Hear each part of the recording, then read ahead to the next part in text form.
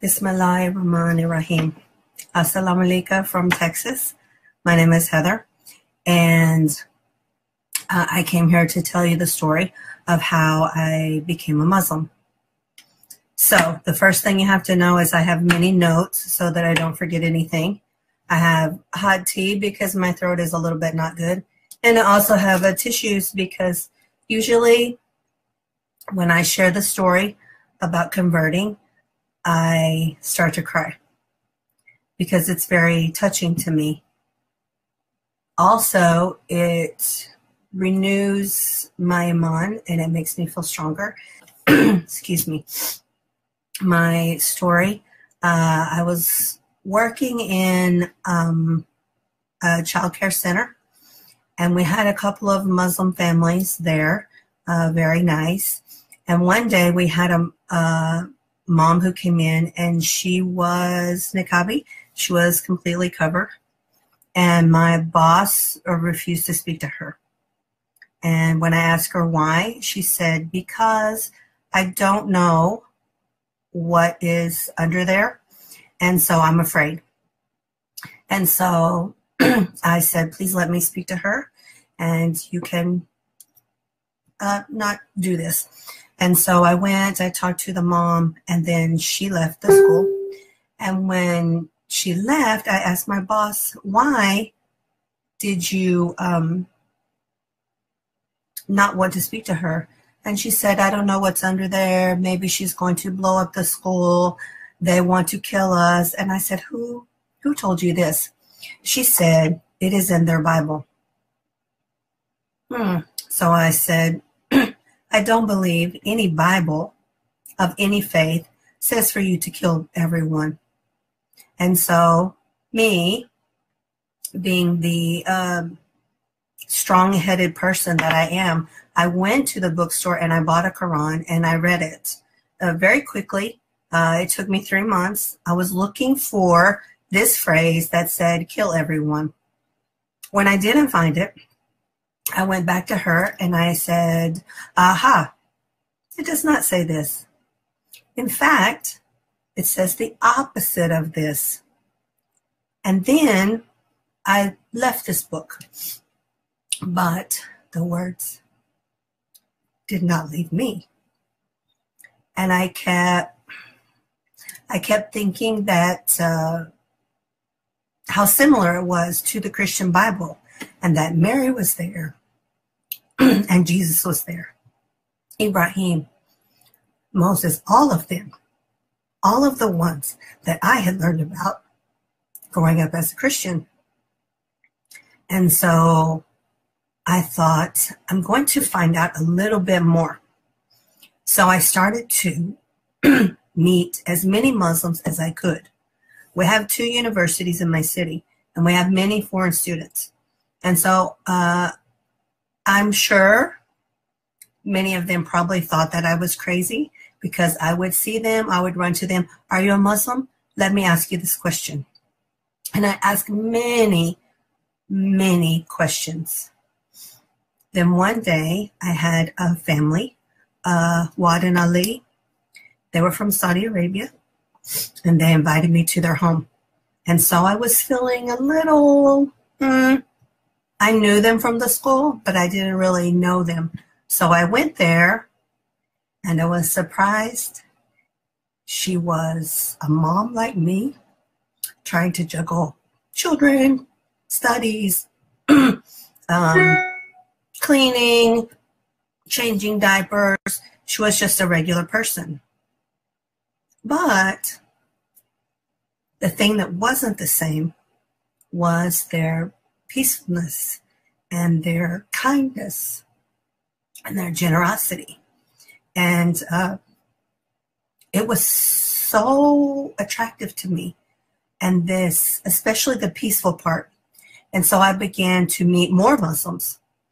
And no matter where they were from, Kuwait, Iran, Saudi Arabia, Egypt, they all had the same peacefulness. And if anything came to them that was negative, it didn't upset them. They were calm. They were peaceful. Okay, here it goes. I told you I'm going to cry. And so I thought to myself, well, my family will disown me if I become a Muslim. So I will find this peace on my own. I can do it. I've always done everything by myself. I will do it. So I left that school. I went to another school. I changed where I lived. I changed my friends. I stopped going out. I stopped dating. I stopped doing everything. But still, I didn't have it. Now, here I am. I'm reading the Quran again.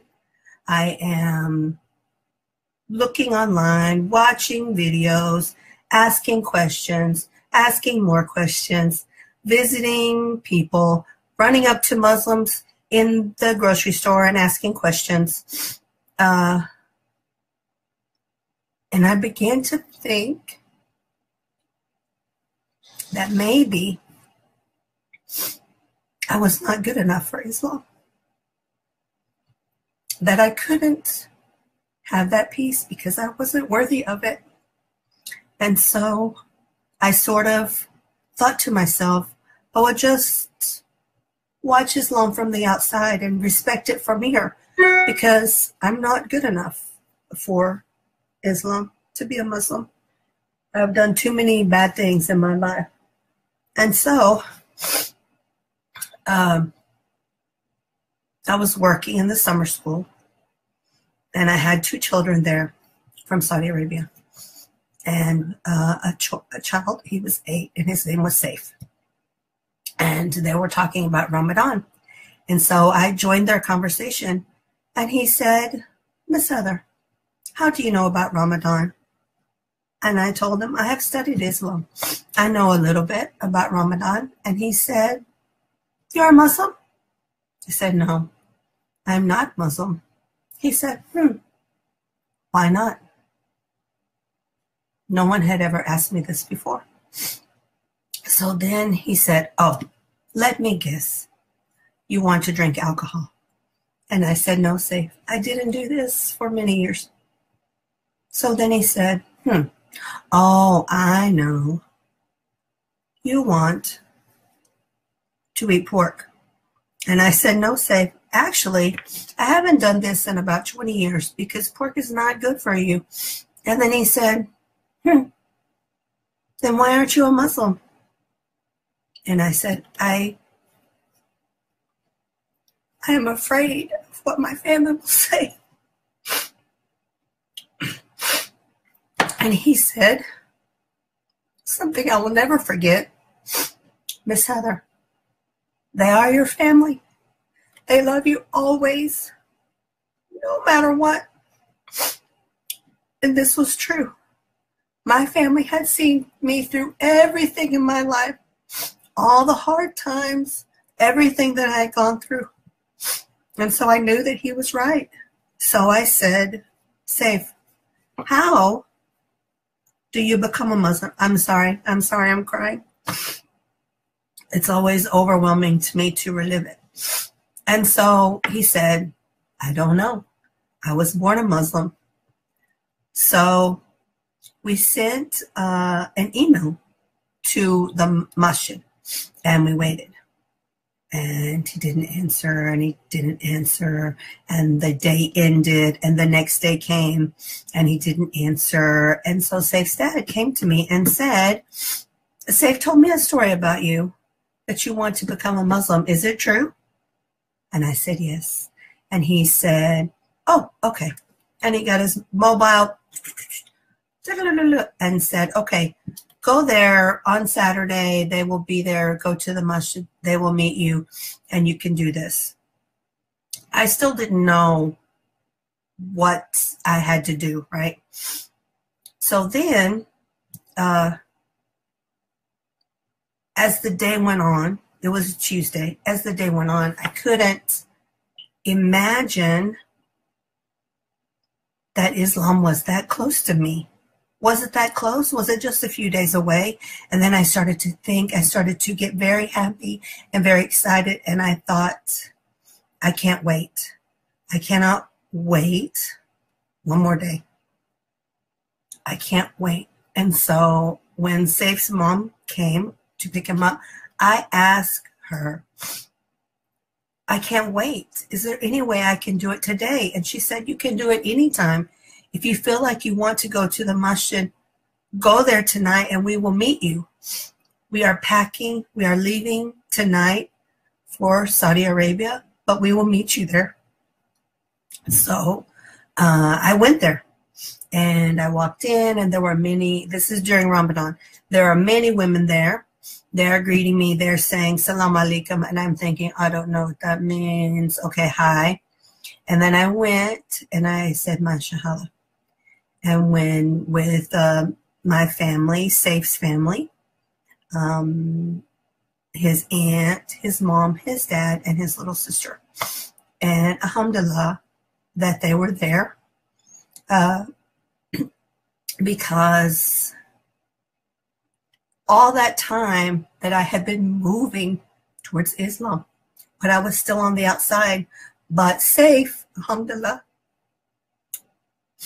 But excuse me, the innocence of a child, he's the one that opened the door. And so always he is in my prayers and my heart, because if he had not said that to me, Miss Heather, just do it, I would still be waiting, maybe, on the outside, watching and waiting. So that was during Ramadan in July. And so, alhamdulillah, there were so many people who came to support me. Instantly, I had this huge family of people from everywhere. I can't even tell you what that's like, to instantly have a family. It is the most beautiful thing that I've ever seen in my life. And so I told my dad. My dad said, well, Muslims believe in God too, right? And I said, yes. So he said, okay, fine. My mom was a little bit more skeptical. Now, 5 years later, they have all come around to that this was the best thing for me, because they could see changes in my personality, in the way I live my life, and they are happy for me. They can see that it was the best thing for me.